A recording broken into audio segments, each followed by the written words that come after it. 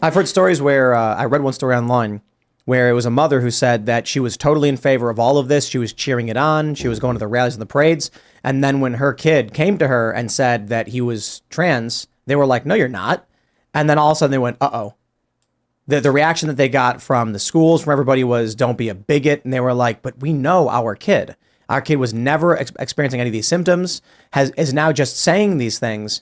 And without any symptoms, the school is saying it's true.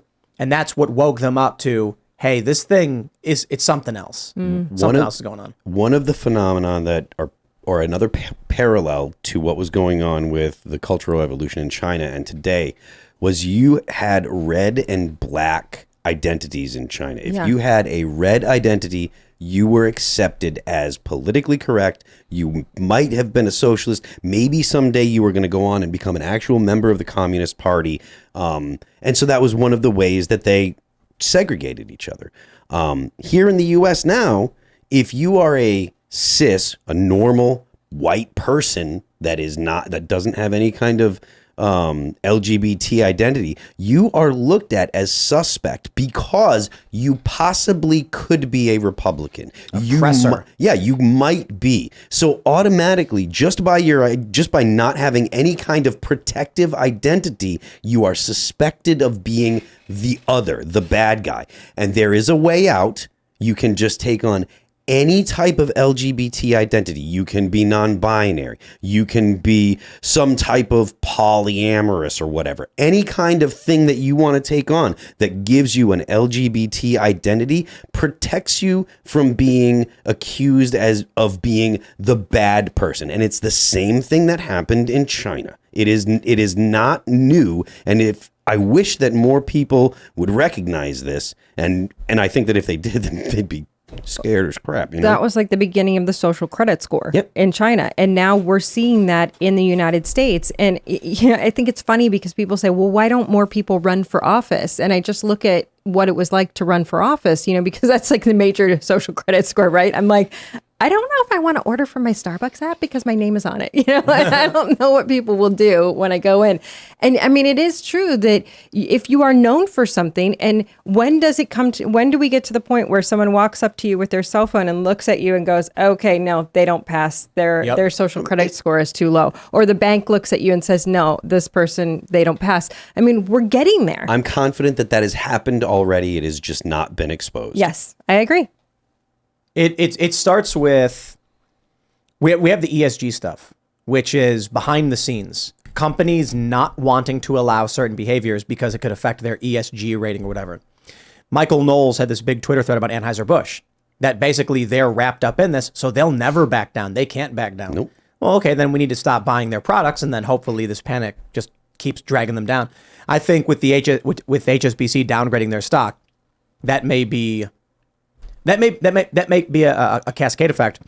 But I'm also thinking about it in terms of, this new industrial revolution and what work really means, and how many people there are in big cities who do literally no work, nothing, and they make a lot of money. I'm comparing somebody who's, say, a tradesman to somebody who wrote for BuzzFeed News. The person writing for BuzzFeed News did not create anything of merit or value to human society, but was getting paid a lot more than, say, an apprentice tradesman or something like that, someone who's actually building things and fixing things. So right there, you already have the makings of social credit. The fact that you are a New Yorker of high social status, the credit was already there, and it's simply money. Money being given to you for no real reason, and then you can buy things and have access to things. I was thinking about this a few weeks ago. I don't know if social credit is going to be what people think it is. That you'll pull up a phone and you'll look at the app and you'll say, a 200. Oh, wow. You're up there. Oh, a 7. Oh, no. It's going to be money. People who worked for BuzzFeed News and Vice were getting money for being good, socially upstanding citizens. They were working for these companies and writing woke propaganda and getting paid a lot of money to do it. Getting paid more money to write woke propaganda than to fix a toilet. We need toilets. We don't need woke propaganda. The party needs woke propaganda. And you were rewarded heavily with big money. As we enter this new industrial revolution, the jobs you get are the social credit score. We are not going to need farmhands when we automate these jobs. So what's going to happen is the job you get, the company will get financing for ESG. The banks are going to be like, you're very woke. Here's financing. They'll then hire you and say, we want you to make big signs saying go communism, and you'll get paid $100,000 a year to do it. Then someone else of low social standing who makes burgers, for instance, they get less money. You don't need to have that score attached. Somebody then, I wonder how it is that people can walk into these nightclubs and just throw money around like crazy. Like, what job do they have? I've thought about this at casinos. How could there be a guy at the craps table with $3,000? Like, what job does he have? He must have a really powerful, important job. In the future, it's not going to be what important job do you have because we're automating away a lot of the labor. It's going to be how have you helped ESG? And then you're going to get cash. That cash grants you the access. Yep. Digital gulag. And CBDC's backing this system. So one extra security layer for it is, I don't need to assign a score to you. I just need to make sure you get money for supporting the far left cause. How many people worked at Twitter that got fired? And Twitter functions essentially the same. And they're changing things, you know? And that's exactly it. They're getting paid ridiculous sums of money to live in San Francisco because they're propagandists for the machine. That is, your paycheck was your social credit score. If we are not tying labor to, your income to your labor anymore, it literally used to be like, I bake bread, I get paid. And we value that. That was merit. Merit is becoming your social standing. Look at Instagram, look at Twitter, look at TikTok. Your social status. Dylan Mulvaney produces nothing for the society, but probably makes a lot of money. Dylan Mulvaney then, the combination of social currency, big following, and hard currency, while producing nothing of value, means that Dylan Mulvaney can walk into the White House, and you can't.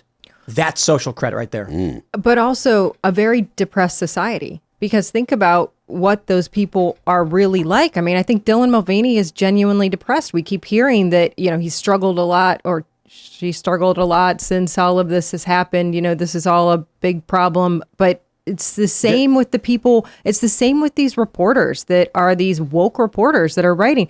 They're very depressed. I mean, you read the articles. Well, they just put an article out in Michigan saying these young reporters go through so much harm and stress over having to write these stories. And the one guy says, I was okay with it not even being true because it was so stressful for me. I'm like, whoa, but that's exactly what you're saying. They're making a lot of money to put the message out. It doesn't matter if they're doing a good job. They are putting the message out, but they're living miserable lives. So they may be getting a lot of money, but they're miserable. What kind of a society is that? So it's a very dark one. So this is what they're trying to do. They don't want shows like this to exist because we do very well here at Timcast. The Daily Wire does very well. And voting with your dollars has always been a thing. So currency being some kind of social credit has always existed. But as we get into, as we're fighting a culture war and as we're moving into an information economy and an influencer economy, this is why the left has organized to go after sponsors, because then they can remove you from the system and strip you of your social credit standing. It's all about influence. You have an Instagram account. You're a pro skateboarder, let's say. You got 100,000 followers. You have sponsors. Every time you post a picture of you drinking their sports drink, you get paid $200.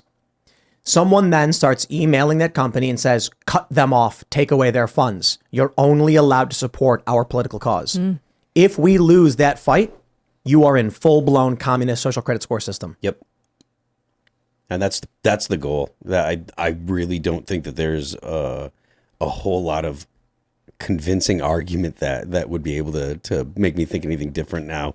The technology that we have, like we talked a little bit about fintech, the technology that we have available to us now, and the convenience that people have gotten used to, the ability to just use your phone to do stuff like that, they're gonna make being in the digital gulag so convenient and so comfortable that it's gonna be so alluring, and very few people are going to say, no, I don't want to be in the inside. It's going to be something that is, I mean, I wonder if there will be anybody that would really choose to be outside of it other than people that are like old. Like there would be some millennials, maybe some Gen Xers that would say no, but anyone that hasn't been born yet, or anyone that's an infant or under 5 years old now, they will never have known life outside of it. And the idea of living like those old people, it'll be like the idea of living in the Stone Age. You with AI technology where it's at, with VR technology and the Neuralink chip and metaverse stuff. I mean, metaverse, I think, is like crumbling apart, but digital worlds, no one's going to want to live in reality. Yep. You're gonna click the Neuralink into your chip, into your port on your neck. Your eyes whirl back in your head. You enter this matrix universe where you, as a god of your own reality, just say, generate me a world where I'm the dragon warrior and I'm going to save the princess. And then it just manifests right before your eyes. And you say, I'm going to live here instead. It's like Westworld. Yeah. Yep. You get to live in your fantasy where you can do whatever you want. Why would anyone want to leave? The worlds that people are going to create are going to be the most horrific monstrosities because there's no repercussions. You're gonna have the most insane, deviant, crazy, self-indulgent, monstrous. Like it's gonna be. Bro, we're 2 years because you can experience anything you want. And if reality sucks, that's going to be more appealing to. Oh no, they're gonna be worse because people are gonna be like, oh, you mean I can chop bodies up and experience that and not have any kind of ramifications? It's called dark. It's called GTA. Yeah, exactly. The fact that Grand Theft Auto as a video game has been so popular for several decades. Everybody has gotten the hooker, then beaten her to death and taken the money back. Like that was the joke in GTA. You get the hooker, you go behind the thing, you beat you. And so you're familiar with Grand Theft Auto, the video game? Yes. Awful. I have never played, but when I was in college, all my friends would take me in and show me exactly that. Yes. But it's true. Everybody's like, knows. look at this. You can't say I'm not right. You know I'm right. Everyone did it. Don't you lie. But so that GTA got better and better. And one of my favorite things was if you're playing Grand Theft Auto, you can aggress upon a pedestrian in any way. That's why I'm not saying like strike. I'm saying like in any way to make that person want to fight you. And as soon as they start chasing you, you can call the police on your phone. When the cops pull up, as soon as that other person hits you, the cops arrest that person. So there's a lot of really interesting dynamics in Grand Theft Auto that make it fun. Mostly in the past few years, people have been playing online. And that's what they've been. It's mostly just player versus player, mini games and stuff like that. But when we get to the point where you can put on a headset or plug yourself into the Neuralink's going to change the game. When we can do read-write brain computer interface and someone can plug a cable into your brain to give you an experience and you can actually feel in these universes, no one will ever leave. Yup. Why? Why would nobody? I don't know. I get that, but I also think that there's something so amazing about life that is really hard to give up. That ability to carry a child, to nurture a child. I think it's parenting. I mean, maybe it will become uncool and it will go away, but I just can't imagine that you will give that up. Well, hold on. Here's what's going to happen. You're going to apply. The women are You're going to apply for a job, and they're going to say, great, when can you start? And you say, I can start first thing Monday morning. I'm like, amazing. And what's your Neuralink contact? And you're going to say, I don't use Neuralink. And they're going to say, well, all of our meetings are in the metaverse. You have to have a Neuralink contact. And I guess I'll get one. And that's how they get you. I think a lot of people will be inspired to start their own thing. Like even with sponsorships and stuff, we see companies like Daily Wire sponsor themselves, Timcast sponsor themselves with Cast Brew Coffee. Yes, but like cell phones, we just all did it. Everybody said, you've got to have a cell phone. How am I supposed to get in touch with you? And we said, okay, we'll get one. And people, I remember were saying, I'm not going to have a CIA tracking device in my pocket. Now everyone's like, which CIA tracking device did you get? and the Apple one or the Android one? And there's something else, you guys, that I want to go back to what you had said about talking about the experience, like women wouldn't do this and etc. That is all garbage. All right. Well, the reason that's all garbage is because your whole universe is in between your ears. So once Neuralink can figure out how to produce the experience, it's over. I hope that I'm done by the time that happens. Like, it's going to be a few years. I mean, I don't know about read right to a brain. That could be a long way off. We're already at the point where Neuralink can read brain signals. Yep. And so, I thought this was going to be used for good things, like people that can't walk. That's where we're at right now, and I do think that's fantastic. They can connect nerves and give people the ability to walk, or they can do like those robotic legs, so you can use your mind to move them and you can walk again. Why? They're just going to make walking unnecessary. But stop. Look, depressing. That's true. And we're right now where we at? All Wallies. Yes. You just have your headset on, or you won't even need the headset. You just press a button on the side of your head. WALL-E got this wrong. In WALL-E, everybody was morbidly obese, floating around in chairs. It's really funny how when we look back in time, like Demolition Man. You ever see that movie? No, with I haven't seen Sylvester Stallone and Wesley Snipes, I think it was, right? Is that what it was? Yeah. So he's a cop, and he gets frozen for like 30 years or something. Goes to the future because they frame him for a crime or something. I don't know. I can't remember the story. But he's in the future, and phone booths are video phone booths. Isn't it really funny that back then, it was like the 90s, they made this movie, and they're like, what will phone booths be like in 30 years? Like, they'll have cameras in them. We got rid of them all. In like the year 2005, we started getting rid of phone booths and everyone got cell phones. By 2007, everybody had a cell phone. We could not predict how it was going to play out. So right now, you get WALL-E, where they're like, in the future, everyone's going to be in hover chairs, eating and morbidly obese with no bones because they don't have to do anything. And no, I think you're right. No one's going to need to walk at all. We're already at the point where you can load up Midjourney and type in something like, well, here's what I like doing. If you use Midjourney, here's my advice. If you want a photograph, you type in the photograph and then put Getty photography, because what it does is it's trained off the internet. So all the captions for photos that look real will say Getty photography or something of that nature, or AP News. So if you type in Donald Trump eating ice cream, Getty photography, it will simulate a Getty photograph, Donald Trump. Instantly, you can make these things. I typed in last night Donald Trump going Super Saiyan and got a cartoon of a super ripped Donald Trump glowing with energy and spiky hair. I did Joe Biden super ripped and got aviator Joe Biden all ripped, flexing with the glasses on. We can do that in an instant. So that means we're a couple of years away from being able to render a full video where you're like, make me a 3-minute video of Donald Trump doing a series of backflips on a gym mat, and it will render it. So what's stopping you from creating some video of a politician that says something terrible and changing the course of the world? Nothing. We can already do it with audio. Mm-hmm. There's 11 labs. I can pull it up right now and simulate the voices of several prominent personalities because we've done it to prove a point.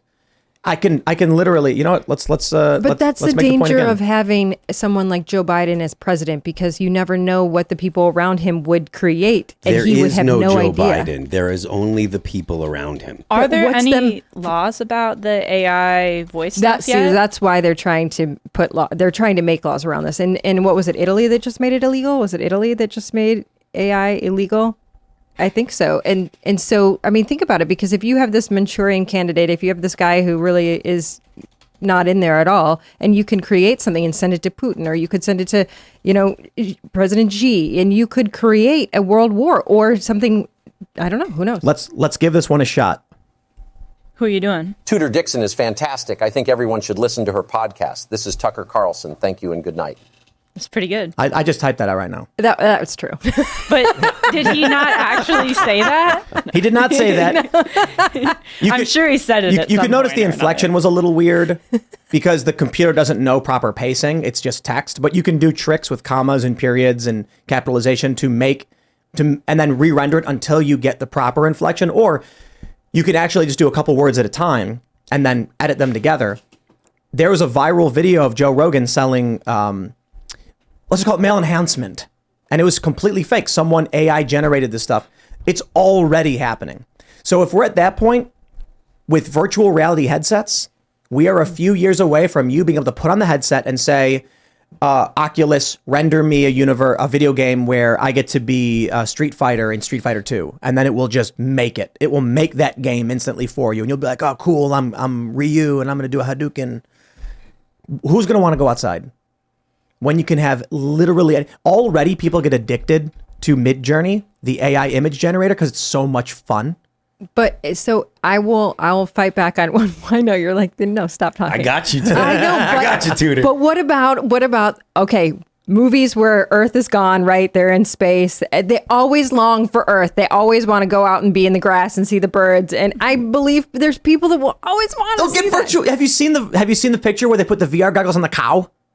But you can't smell the cow. Well, that might be good. No, they gave a cow virtual reality goggles to make it think it was in a beautiful, lush green field with the sun shining. To get it to produce more, yeah. To get it to make more milk. Look, I mean, Poor cow had no idea. I know I'm the black pill guy on this one, but the thing is, like I said, everything you experience happens between your ears. Your whole world, all the things that you think that you experience in the real world, they're not.